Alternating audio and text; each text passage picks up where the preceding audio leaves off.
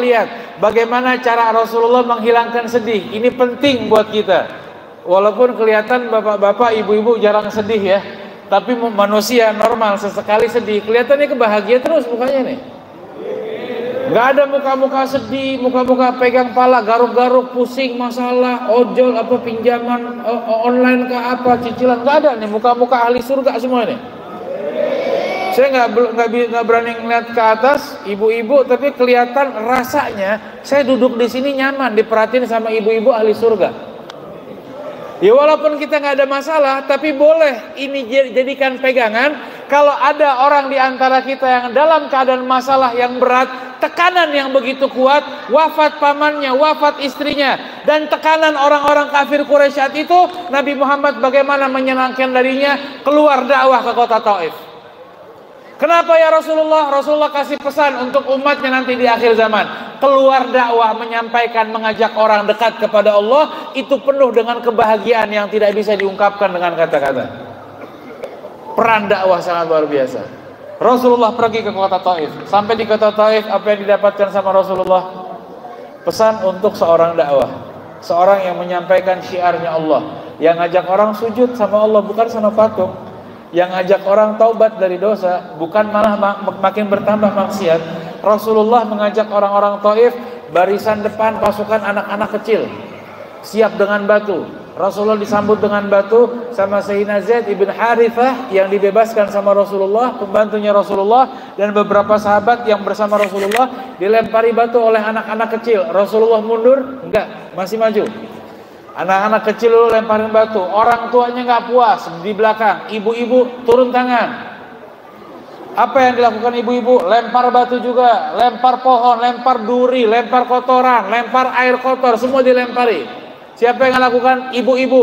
Anak-anak ikut menodai Rasulullah, melempari Rasulullah. Tapi karena anak-anak tenaganya kecil, jadi lemparan batunya tidak banyak melukai Rasulullah. Masih jalan, ibu-ibu turun tangan, masih jalan Nabi Muhammad SAW.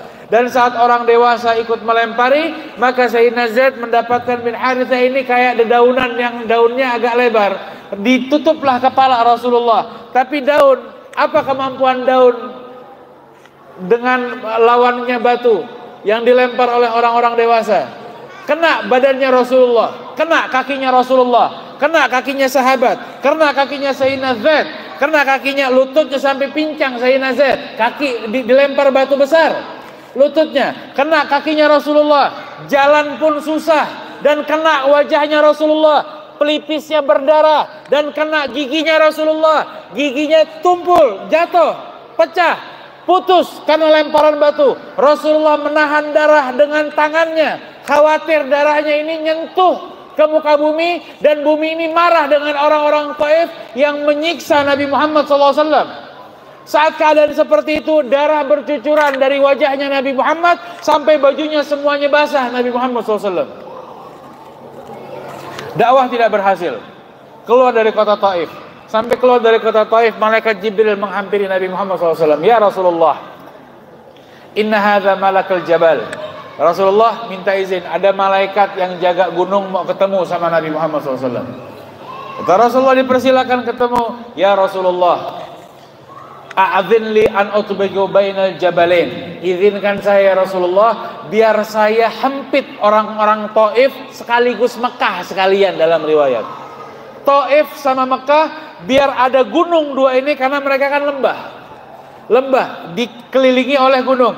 Biar gunungnya saya hempit sehingga mereka hancur lebur semuanya ya Rasulullah. Karena malaikat tidak terima dengan kelakuan buruknya orang-orang Taif. Malaikat nggak senang sama jahatnya orang-orang Taif.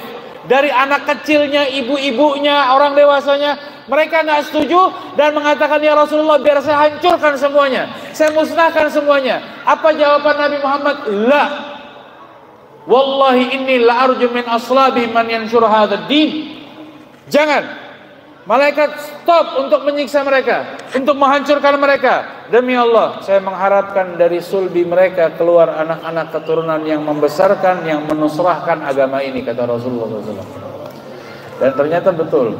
banyak pasukan yang diperintahkan Sayyidina Umar, itu banyak orang-orang Taif yang membuka negara-negara besar sehingga Islam melebar kemana-mana. Ternyata banyak panglimanya, ternyata banyak jenderal-jenderalnya anak-anak orang Taif yang dulu pernah melempari Nabi Muhammad dengan batu, tapi Nabi Muhammad tidak mengadukan mereka kepada Allah Subhanahu wa taala. Saat mendapatkan ujian, kira-kira doa kita apa? Ya Allah, saya dizalimin, ya Allah, orang ini menzalimi saya, tolong bikin dia celaka kah, patahkan kaki ikannya ya Allah, hancurkan rumahnya atau hancurkan keluarganya saat kita dizalimin. Karena doanya orang yang zalim mustajab. Tapi doanya Nabi Muhammad apa? Allahumma hdi qaumi fa innahum la ya'lamun. Diucapkan saat di Mekah, diucapkan saat di Taif, diucapkan saat di kota Madinah, diucapkan selalu saat menyampaikan dakwah. Dakwah tidak diterima, bukan ya Allah hancurkan mereka karena tidak sambut saya berdakwah, ya Allah hancurkan mereka, enggak. Tapi Nabi Muhammad, ya Allah berikanlah hidayah kepada kaumku karena mereka dalam keadaan tidak mengetahuinya ya Allah. Mirip-mirip sama kita semuanya kan ya? Kalau disakitin kita balas sakitin enggak? Enggak kan? Alhamdulillah,